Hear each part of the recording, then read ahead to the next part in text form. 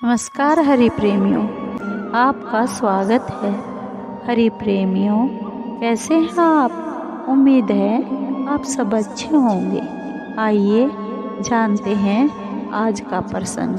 आज का प्रसंग है माघ मास का महात्म्य, अध्याय नंबर 5। हरि प्रेमियों, चौथे अध्याय के बाद आगे का भाग 5वां अध्याय। हरि प्रेमियों, वीडियो को अंत तक जरूर देखना। अगर आप चैनल पर नए हैं तो प्लीज़ सब्सक्राइब करें और बेल आइकॉन को ज़रूर दबाएं ताकि आप तक हमारे सारे नोटिफिकेशन पहुंचते रहे। हरि प्रेमियों, आइए जानते हैं। दत्तात्रेय जी कहते हैं कि हे राजन, एक प्राचीन इतिहास कहता हूँ। भृगुवंश में ऋषिका नाम की एक ब्राह्मणी थी जो बाल्यकाल में ही विधवा हो गई थी। वह रेवा नदी के किनारे विंध्याचल पर्वत के नीचे तपस्या करने लगी। वह जितेंद्रिय, सत्यवक्ता, सुशील, दानशीलता तथा तप करके देह को सुखाने वाली थी। वह अग्नि में आहुति देकर उच्च वृत्ति द्वारा छठे काल में भोजन करती थी। वह वल्कल धारण करती थी और संतोष से अपना जीवन व्यतीत करती थी। उसने रेवा और कपिल नदी के संगम में 60 वर्ष तक माघ स्नान किया और फिर वहीं पर ही मृत्यु को प्राप्त हो गई। माघ स्नान के फल से वह दिव्य 4000 वर्ष तक विष्णु लोक में वास करके सुंद और उपसुंद दैत्यों का नाश करने के लिए ब्रह्मा द्वारा तिलोत्तमा नाम की अप्सरा के रूप में ब्रह्मलोक में उत्पन्न हुई। वह अत्यंत रूपवती, गान विद्या में अति प्रवीण तथा मुकुट कुंडल से शोभायमान थी।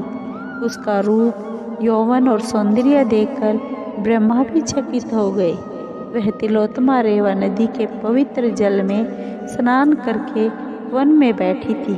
तभी सुंद व उपसुंद के सैनिकों ने चंद्रमा के समान उस रूपवती को देखकर अपना राजा सुंद और उपसुंद से उसके रूप की शोभा का वर्णन किया और कहने लगे कि कामदेव को लज्जित करने वाली ऐसी परम सुंदरी स्त्री हमने पहले कभी नहीं देखी।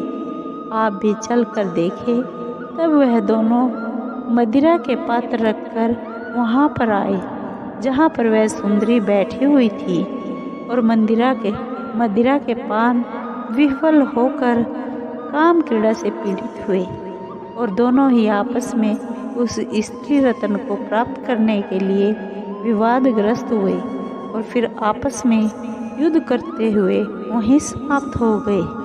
उन दोनों को मरा हुआ देखकर उनके सैनिकों ने बड़ा कोलाहल मचाया और तब तिलोत्तमा काल रात्रि के समान उनको पर्वत से गिराती हुई 200 दिशाओं को प्रकाशमान करती हुई आकाश में चली गई और देव कार्य सिद्ध करके ब्रह्मा के सामने आई।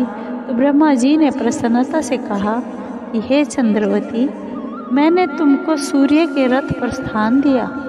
जब तक आकाश में सूर्य स्थित है, नाना प्रकार के भोगों को भोगो। सो हे राजन, वह ब्रह्माणी अब भी सूर्य के रथ पर माघ मास स्नान के उत्तम भोगों को भोग रही है।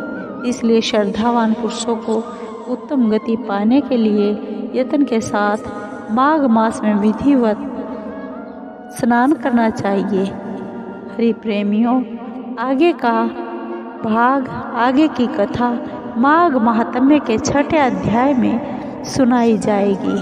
हरि प्रेमियों, आपको वीडियो कैसी लगी? अगर आपको वीडियो अच्छी लगी हो तो प्लीज़ लाइक कीजिए, शेयर कीजिए, सब्सक्राइब कीजिए और कमेंट ज़रूर कीजिए। धन्यवाद।